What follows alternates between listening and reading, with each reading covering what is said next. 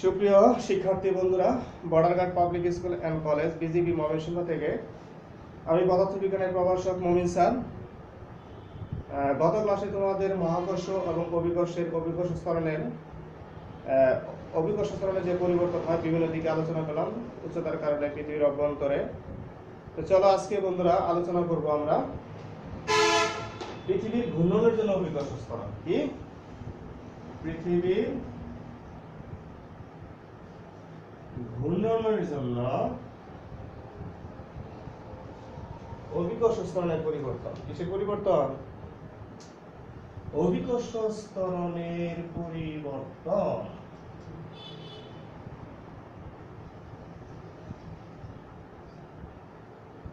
ঠিক আছে, তাহলে প্রথমে একটা আমি পৃথিবী অঙ্কন করব। কি অঙ্কন করব? পৃথিবী।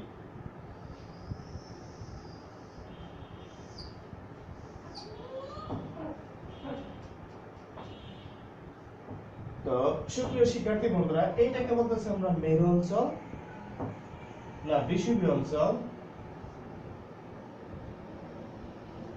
আর এটাকে বলবো আমরা কি অঞ্চল? মেরু অঞ্চল। এই ক্ষেত্রে এটাকে বলবো আমরা উত্তর মেরু, আর এটাকে বলবো আমরা দক্ষিণ মেরু। আর এটা হয়েছে তোমার পশ্চিম, এটাকে বলবো আমরা কি? পূর্ব।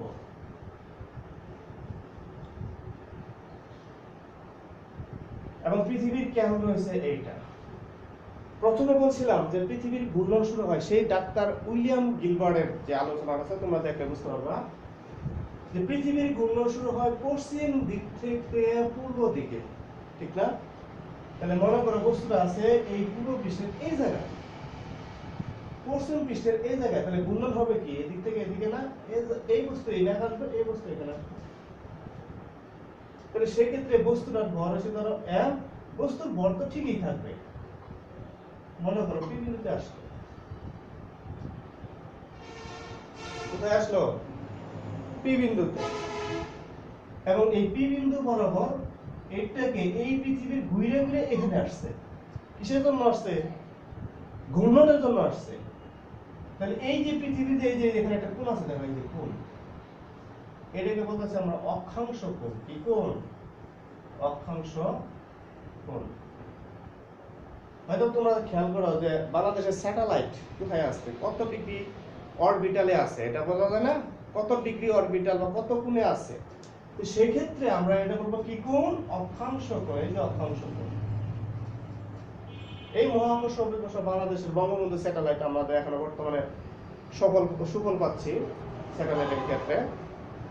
ধীরে ধীরে এটা নিয়ে আরো বেশি আমাদের বিস্তার আলোচনা করা হবে, যেহেতু আমাদের যে একটা সাহস আছে, একটা যেহেতু আমরা করতে পারছি, স্যাটেলাইট স্থাপন করতে পারছি, ভবিষ্যতে আরো স্যাটেলাইট আমরা তোমাদের মতন যারা একটু সায়েন্টিস্ট ভালো স্টুডেন্ট, ভবিষ্যতে তোমরা এরকম এই মহাকাশ সম্বন্ধে অনেক কিছু বিস্তারিত আলোচনা করবো, তখন হয়তো আমরা থাকবো না। তো চলো সুপ্রিয় শিক্ষার্থী বন্ধুরা, আমাদের এখানে অক্ষাংশ কোণ কতটুকু আছে? এই যে আমরা, এবং এই বস্তুর ভরটা দেখো পৃথিবী তার নিজ অক্ষের উপর আবর্তন করে, ঠিক না? দেখো একটা জিনিসের সাথে একটা লিঙ্ক এরকম আছে। এই যে মহাবিশ্বের ব্যাপারটা আছে, অনেক বিজ্ঞানী অনেক তথ্য দিয়েছে। তা আমি তথ্যগুলো পরে আরেকটা ক্লাসে আলোচনা করব এবং একটা ছোট্ট একটা গল্প বলবো। এই ক্ষেত্রে দেখো জানি যে কোনো বস্তু স্থির না, একটার সাপেক্ষে আরেকটা গতিশীল। যেমন সূর্যের সাপেক্ষে পৃথিবী ঘূর্ণনশীল, আবার পৃথিবীর সাপেক্ষে আমরা কি ঘূর্ণনশীল। এই ক্ষেত্রে দেখো পৃথিবী তার নিজ অক্ষের উপর আবর্তন করে কতটুকু ব্যাসার্ধ নিয়ে, আর কতটুকু ব্যাসার্ধ নিয়ে করতেছে? হ্যাঁ, এখানে আমি লেখাটা দিচ্ছি না, যে এখানে আমার চিত্রটা সমস্যা হবে। পৃথিবীর ব্যাসার্ধ কত?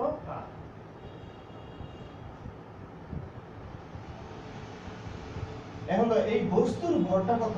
m। তাহলে পৃথিবীর ভরটা আমি কত করছিলাম? বড় হাতের m ধরো। পৃথিবীর তো সাইজে বড়, তাই mটা আমি একটু সাইজ দিলাম বড়। এখন তো পৃথিবী এবং বস্তুর মধ্যে একটা টান কাজ করে। এই যে বস্তুর ওজন না, বস্তুর ওজন একটা অভিকর্ষ বল। বস্তুর ওজন কি বল? তাহলে অভিকর্ষ বলটা কাজ করতেছে এদিকে, এদিকে কি লেখা যায়? mg। এটা অভিকর্ষ বল। কি বল? অভিকর্ষ বল। কি বল? অভিকর্ষ বল।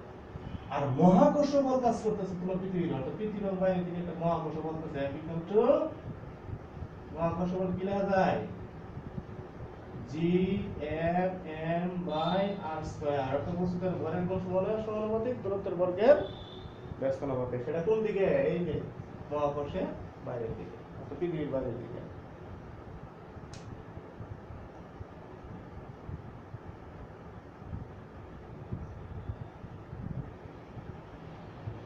এখানে অবশ্যই কি r²।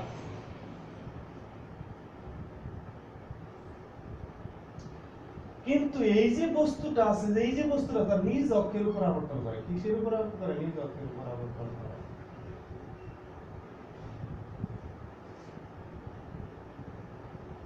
এটা কোটা দিতে পারে, কোটা দিয়া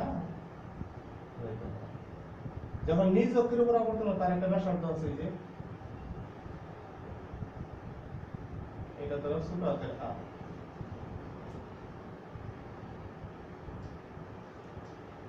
যখন নিজ অক্ষের উপর আবর্তন করে তার একটা কেন্দ্রমুখী বল আছে, এটা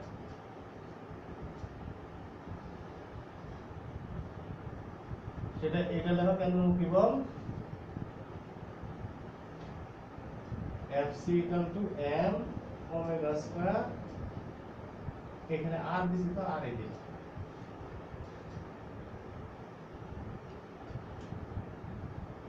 m⍵²r কোনটুকু? এই যে আচ্ছা, কেন্দ্রমুখী বল আর কেন্দ্র বিমুখী বল দুটোই কি থাকে? সমান।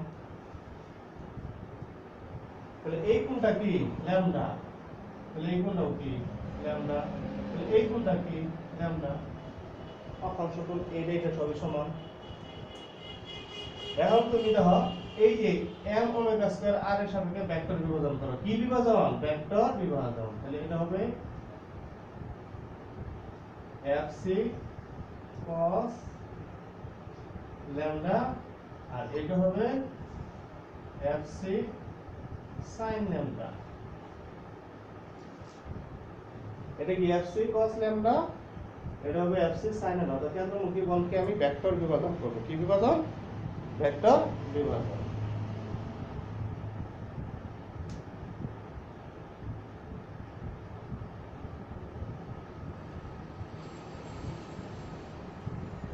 এখন তুমি দেখো এই পি বিন্দুতে বস্তুর ওজন, পি বিন্দুতে বস্তুর ওজন, আপাত ওজন। কি ওজন? আপাত ওজন।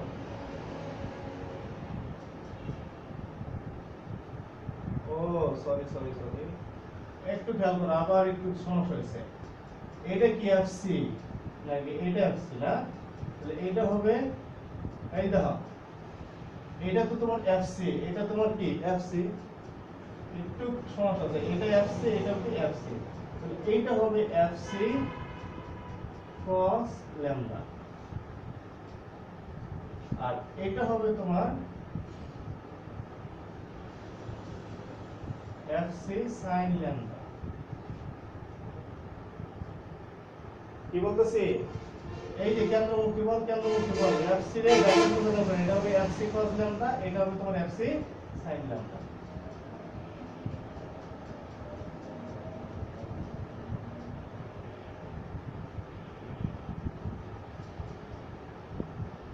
তাহলে পি বিন্দুতে বস্তুর আপাত ওজন f ড্যাশ দাও।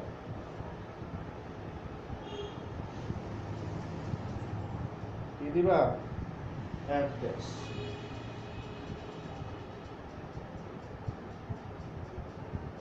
তাহলে আপাত ওজন কাজ করে কি এদিকে না? এই যে বস্তুর ওজন কাজ করে এদিকে না?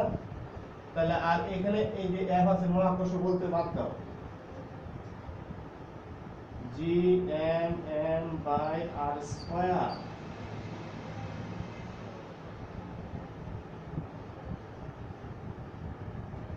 মাইনাস এই উপাংশটা বাদ দাও এফসি cos ল্যামডা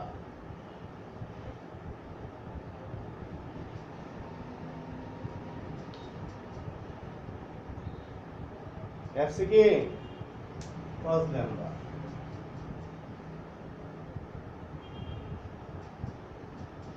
एफसी का मिला दे कि m omega square r cos lambda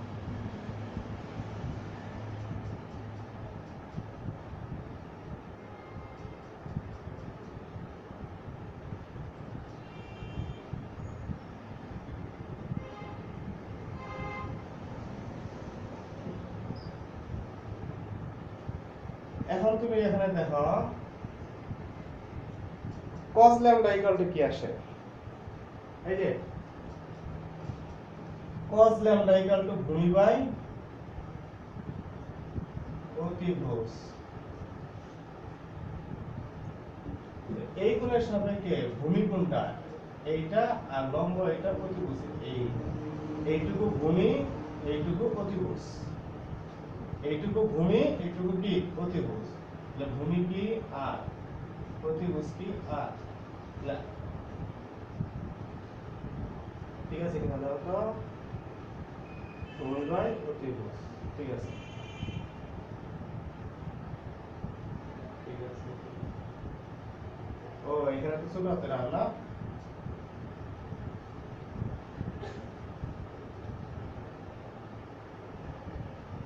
এখানে আর ইকুয়াল টু কি আসে দেখো তো ক্যাপিটাল আর cos ল্যামডা বসাই দাও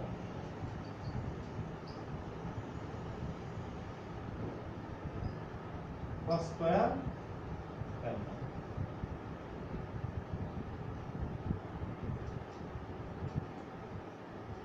কিন্তু f ড্যাশটা কোন দিকে দাও f ড্যাশটা আপাতত হচ্ছে দুইটা বল কাজ করতেছে এদিকে এই যে এদিকে একটা হচ্ছে এই বল আর একটা হচ্ছে এই বল দুইটা থেকে বিয়োগ করলাম কিন্তু বস্তুর জন্য কাজ করে এদিকে না এন্ড মহাকর্ষ একটা সাম্যাবস্থায় থাকতে গেলে এটা হবে বস্তুর ওজন দ্বারা প্রশমিত হবে বস্তুর ওজন দ্বারা কি করবে প্রশমিত করবে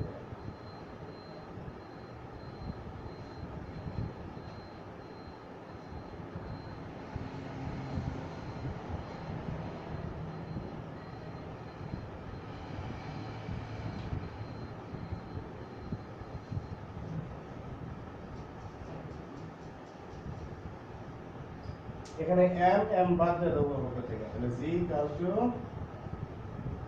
gm বাই মানে mg ড্যাশ দাও হ্যাঁ r square minus omega square r cos square lambda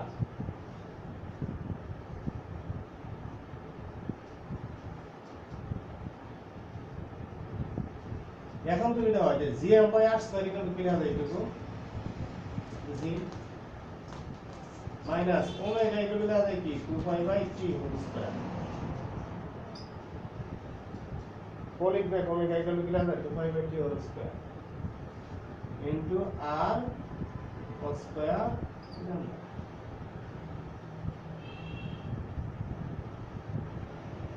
এখন তুমি দাও এই g এর থেকে এটা বিয়োগ করা হয়েছিল কি করা হয়েছে এইটুকু বিয়োগ করলাম মানে g থেকে বিয়োগ করতেছি g বিয়োগ একটা সামথিং মান আসবে তাহলে g থেকে বিয়োগ করবে এর মান কি কম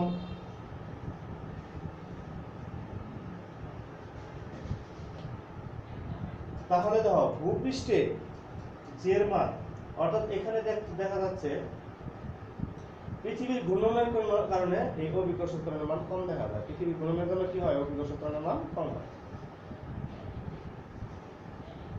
তো বিশেষ দ্রষ্টব্য লিখে দেই দুইটা কথা লিখে দিব খেয়াল করো এখানে এটা কোন অঞ্চল মেরু বিষুবীয় অঞ্চল এটা কোন অঞ্চল মেরু অঞ্চল এখন তুমি তো আমাদের মূল সমীকরণ ছিল এইটা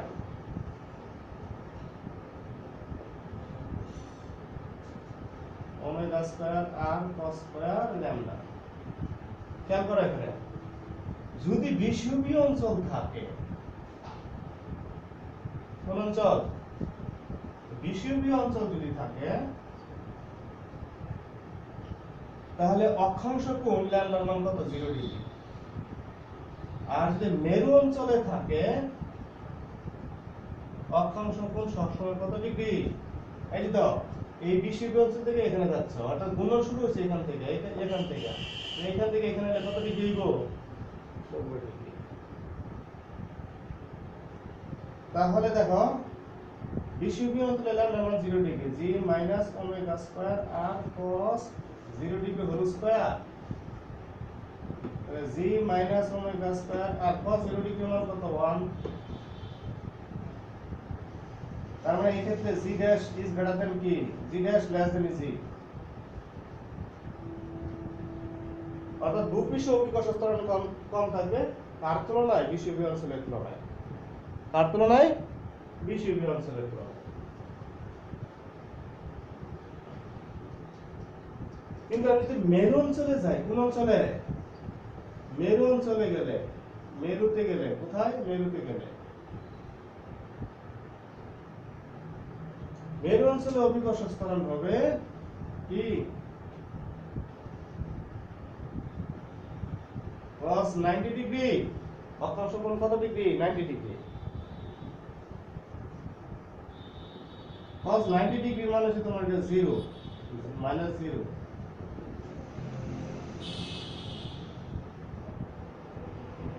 অর্থাৎ g dash c equal to মানে কি? gm by r square.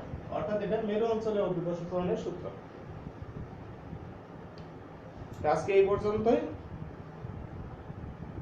ধন্যবাদ। তোমরা হয়তো একটু জিনিসটা এখানে এলোমেলো হয়ে গেছে। এখানে মনে রাখো যে এই যে এখানে বস্তুটা আছে, এটা দেখো এই যে এখানে যে বস্তুটা থাকবে, এই বস্তুর ওজন সবসময় পৃথিবীর কেন্দ্রের দিকে, আর মহাকর্ষ বল হচ্ছে তোমার এদিকে। এখন মহাকর্ষ বলের সাথে এখানে দেখো এখানে অক্ষাংশ কোণ ল্যামডা, কারণ এটার সাথে কিন্তু এই হিসাব করি, তাহলে এবং পৃথিবী এই বস্তুটা তো নিজ অক্ষের উপর আবর্তন করে, তাই না? তখন একটা কেন্দ্রমুখী বল আছে এদিকে, কেন্দ্রমুখী টান আছে এদিকে। এই টানকে আমরা দিলাম এটার সাথে টি এভাবে দিলাম, এর টি ভেক্টর করলে এটা হচ্ছে তোমার এদিকে একটা উপাংশ হয়, এদিকে উপাংশ হয়।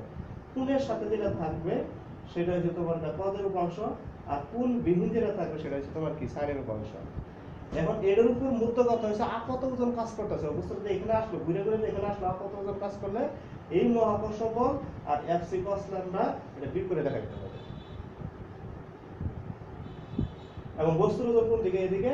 আর এই যে আপত ওজন কোন দিকে? এদিকে। অর্থাৎ সাম্যাবস্থা দিলে ওইটা ক্রিয়া, ওইটা কি? প্রতিক্রিয়া সমান এবং কি বিপরীতমুখী। এবং এই যে ঘূর্ণনের জন্য যে সমীকরণ আছে, এই যে এই সমীকরণটা তোমাদের অবশ্যই দেখতে হবে, করতে হবে।